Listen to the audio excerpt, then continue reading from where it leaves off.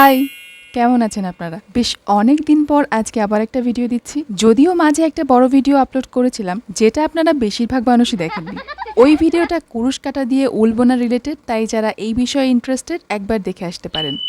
এইবার চলুন আসি আজকের ভিডিওতে।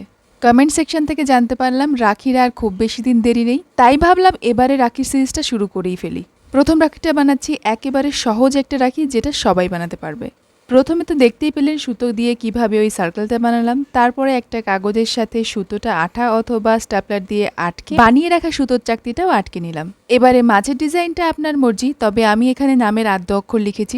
রাখিটা খুব সিম্পল রাখতে চাইলে এরকম ভাবে রাখতেই পারেন, খুব একটা খারাপ লাগবে না। তবে আমি ভাবলাম একেবারে এরকম করব, তার থেকে আরেকটা সার্কেল দিই। তো তারপরে ভাবলাম এটা থেকেও মাঝখানে কিছুটা পুঁতি দিয়ে দেখি কেমন লাগে। এইবার অনেকের কাছে হয়তো এই জিনিসগুলো থাকবে না, তারা পুরনো রাখি অথবা পুরনো কোনো জুয়েলারির জিনিসপত্রগুলো কিন্তু কাজে লাগিয়ে দিতে পারেন। তো আজকের কোন রাখিটা বেশি ভালো লাগলো অবশ্যই জানাবেন কিন্তু। আজকের মতন টাটা।